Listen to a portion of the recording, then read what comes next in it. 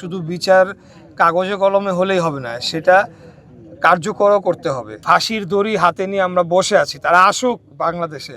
একজন জুলাইয়ের সপক্ষের একজন ব্যক্তি হিসেবে, একজন রাজনৈতিক কর্মী হিসেবে এবং ফ্যাসিবাদ বিরোধী যে আন্দোলন ছিল সেই আন্দোলনের একজন রাজপথের কর্মী হিসেবে আমি চাই যে যারা জুলাই অভ্যুত্থানে যে গণহত্যা সংগঠিত হয়েছে সেই গণহত্যার সাথে যারা জড়িত ছিল, যারা নির্দেশদাতা ছিল, যারা সেই নির্দেশ পালন করেছে ফিল্ড পর্যায়ে, এবং বিগত 17 বছরের যে ফ্যাসিবাদ বিরোধী আন্দোলনের সময় যত গুম খুন হত্যাকাণ্ড সংঘটিত হয়েছে, তো অর্থাৎ আওয়ামী লীগের সময় বিগত ফ্যাসিবাদী খুনি হাসিনার সময় সকল হত্যাকাণ্ডের সাথে যারা জড়িত সকলের বিচার হোক, এটা আমি মনে প্রাণে চাই এবং আমি এটার জন্য কাজ করে যাব।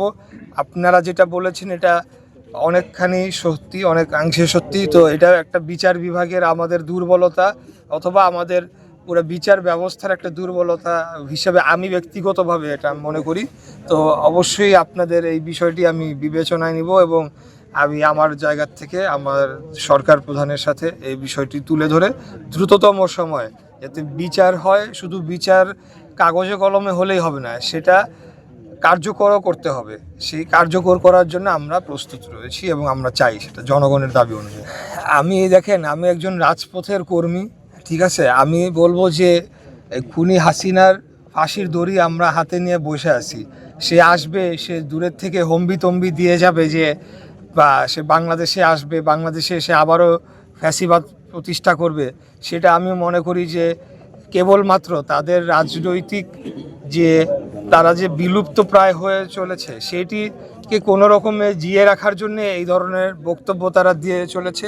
কিন্তু আমরা যারা ফ্যাসিবাদ বিরোধী আন্দোলনে সংগ্রাম করেছি, লড়াই করেছি এবং আমাদের ভাইদের যারা হত্যা করেছে তারা যদি আবার কোনো দিনও বাংলাদেশের মাটিতে এসে রাজনীতি করা তো দূরের কথা, বাংলাদেশের মাটিতে পা রাখা মাত্রই আমরা সেখানে জনগণকে সাথে নিয়ে এই ফাঁসির রায় কার্যকর করার জন্য যা করণীয় সকল কিছুই করব। আমরা একটা সময় ছিল যখন আমরা আন্দোলন সংগ্রাম করেছি, আমরা ধরেই নিয়েছিলাম যে আমরা শহীদ হয়ে যাব, আমরা আর মনে হয় স্বাভাবিক জীবনে আমরা ফেরত আসতে পারবো না। তো আমরা সেই জায়গার থেকে ফেরত আসি নাই। আমি সহ কোটি কোটি লক্ষ লক্ষ যারা যুবক যারা এই আন্দোলনে শরিক হয়েছিল তারা এখনও জীবিত রয়েছে।